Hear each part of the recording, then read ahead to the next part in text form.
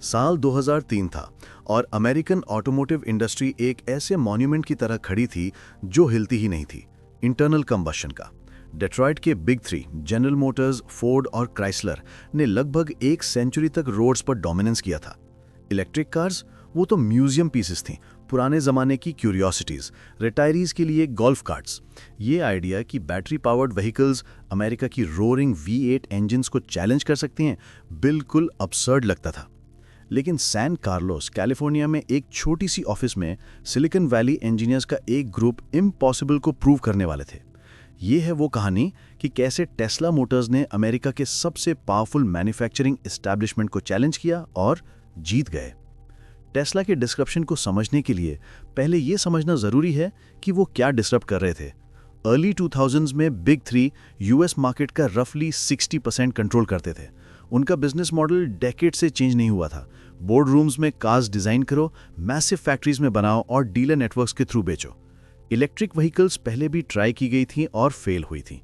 2003 में general Motors ने literally अपनी ऑलमोस्ट सारी EV1 इलेक्ट्रिक कार्स को क्रश कर दिया, एक क्लियर मैसेज भेजते हुए कि इलेक्ट्रिक कार्स एक डेड एंड है। लेकिन मार्टिन एबरहार्ड और मार्क टार्पनिंग को यह मेमो मिला ही नहीं।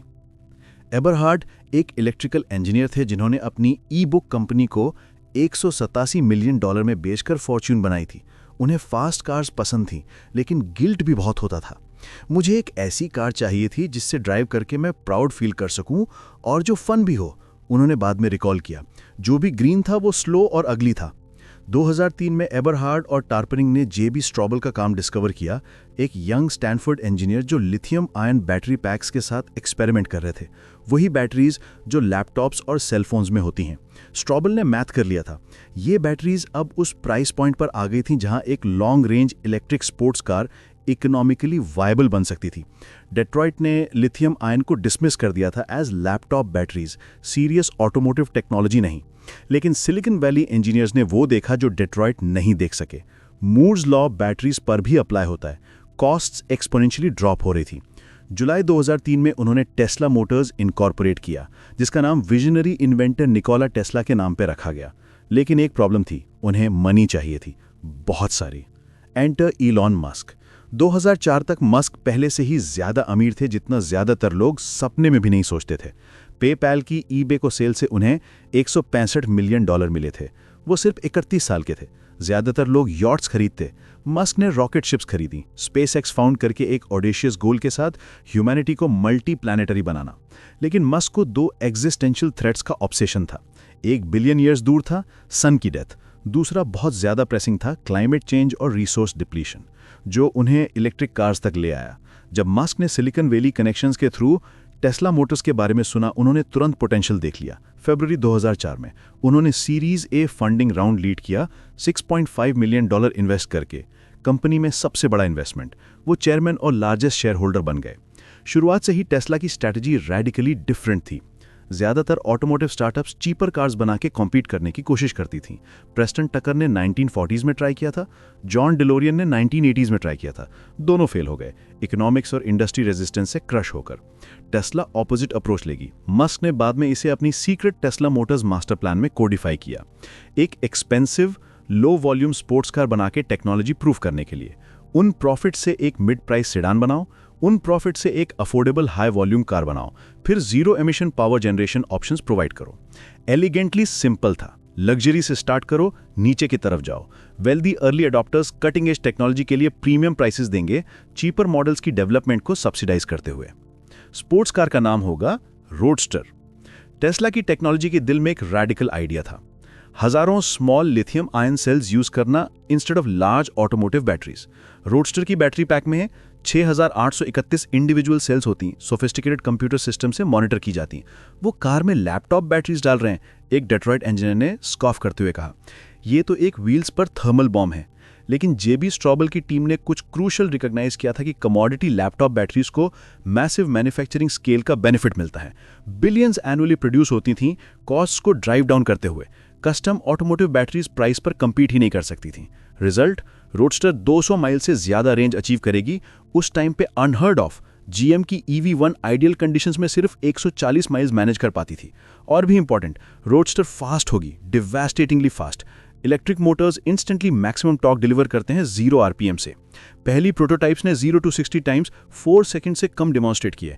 सुपर कार परफॉर्मेंस एक ऐसी व्हीकल से जो एक मॉडेस्ट ब्रिटिश स्पोर्ट्स कार जैसी दिखती थी। ये रेवलेटरी था। डेकेड से इलेक्ट्रिक व्हीकल्स को वर्चू द मार्केट किया जाता था, एनवायरनमेंट के लिए अच्छी, रिस्पॉन्सिबल, भविष्य की। लेकिन वो फन नहीं थी, वो डिजायरेबल नहीं थी। हम एनवायरमेंटलिज्म नहीं बेच रहे, मस्क ने रिपोर्टर्स को बताया। हम एक ऐसा प्रोडक्ट बेच रहे हैं जो बेटर है। ये फैक्ट कि वो इलेक्ट्रिक हैं ऑलमोस्ट सेकेंडरी है।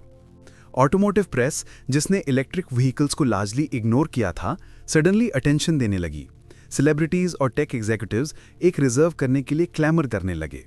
गूगल के फाउंडर्स, ईबे के फाउंडर जॉर्ज क्लूनी, हर एक ने $1 लाख का डिपॉजिट रखा। लेकिन प्रोटोटाइप्स को प्रोडक्शन व्हीकल्स में ट्रांसफॉर्म करना टेस्ला का सबसे बड़ा चैलेंज बनने वाला था। 2006 तक सब कुछ प्लान के अकॉर्डिंग प्रोग्रेस कर रहा था। टेस्ला ने $105 मिलियन से ज़्यादा रेस किए थे। कंपनी में लगभग 250 लोग काम करते थे। डिलीवरीज 2007 में शुरू होंगी। Behind the scenes disaster brew हो रही थी। टेस्ला की लोटस कार्स के साथ पार्टनरशिप, लोटस एलिस चासी को फाउंडेशन के रूप में यूज करना, अपार्ट फॉल हो रही थी। बैटरी पैक एंटिसिपेटेड से लार्जर और हैवियर था। मैसिव चासी मॉडिफिकेशंस की ज़रूरत पड़ रही थी। इंटीग्रेशन ने एंडलेस कंपैटिबिलिटी इश्यूज क्रिएट कर दिए। जैसे इंजीनियरिंग चैलेंजेस मल्टीप्लाई हुए, कॉस्ट्स भी मल्टीप्लाई हुई। इनिशियल एस्टिमेट्स प्रोडक्शन कॉस्ट्स को $65,000 पर व्हीकल बताते थे, $1 लाख सेल प्राइस पर हेल्दी प्रॉफिट्स अलाउ करते हुए। लेट 2007 तक एक्चुअल कॉस्ट नियरली $140,000 तक बलून हो गई थी। टेस्ला हर कार सेल पर $40,000 लूज कर रहा था। बोर्ड ने फाउंडर मार्टिन एबरहार्ड की लीडरशिप में कॉन्फिडेंस खो दिया। अगस्त 2007 में उन्हें CEO से रिमूव कर दिया गया। दिसंबर तक वो कंप्लीटली चले गए थे। डिपार्चर बिटर था। एबरहार्ड ने बाद में टेस्ला और मस्क को सू किया, क्लेम करते हुए कि उन्हें फोर्स आउट किया गया। केस 2009 में सेटल हुआ। 5 लोगों को ऑफिशियली को-फाउंडर्स रिकॉग्नाइज किया गया, लेकिन डैमेज हो चुका था। लीडरशिप केओस डीपर टर्मोइल को रिफ्लेक्ट करती थी। प्रोडक्शन बेयरली ट्रिकल कर रही थी। 2007 में प्रॉमिस्ड हंड्रेड्स की जगह सिर्फ 27 कार्स डिलीवर हुईं। प्रेस ओबिचुरीज लिखने लगी। फिर सितंबर 2008 में दुनिया अपार्ट फॉल हो गई। लेमन ब्रदर्स कोलैप्स हो गया, स्टॉक मार्केट क्रैश हो गया। GM और क्राइसलर बैंक्रप्सी फेस कर रहे थे। टेस्ला के लिए एक टाइनी स्टार्टअप जो डेस्परेटली फंडिंग चाहती थी, टाइमिंग वर्स नहीं हो सकती थी। Venture capital market overnight dry up हो गया। मस्क जो अक्टूबर में CEO बन गए थे, एक इम्पॉसिबल सिचुएशन फेस कर रहे थे। टेस्ला के पास हफ्तों का कैश बचा था। उनकी दूसरी company SpaceX third straight rocket failure suffer कर चुकी थी और वो भी ऑलमोस्ट ब्रोक थी। मैं अपनी बची हुई मनी दोनों कंपनीज में स्प्लिट कर सकता था और प्रॉबेबली दोनों को डूम कर देता या एक को डाई करने के लिए चूज करता। मस्क ने बाद में एडमिट किया, मैं खुद को ऐसा करने के लिए फोर्स नहीं कर सकता था। मुझे लगता था दोनों इंपॉर्टेंट हैं। टेस्ला को मिरेकल की ज़रूरत थी। Last ditch Christmas 2008 funding round में मस्क ने एग्जिस्टिंग इन्वेस्टर्स को कन्विंस किया कि वो जो कुछ भी स्क्रैप कर सकते हैं वो करें। उन्होंने खुद अपना लास्ट डॉलर डाला, लिटरली रिलेटिव से पैसे बोरो करके और क्रेडिट कार्ड्स मैक्स आउट करके।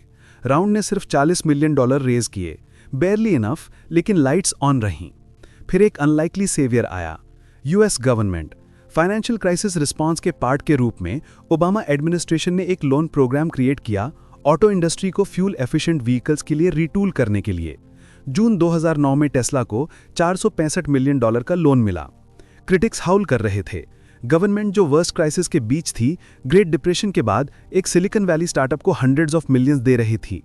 लेकिन लोन स्ट्रिक्ट रिक्वायरमेंट्स के साथ आया, मास मार्केट सेडान डेवलप करो और फैक्ट्री बनाओ उसे प्रोड्यूस करने के लिए।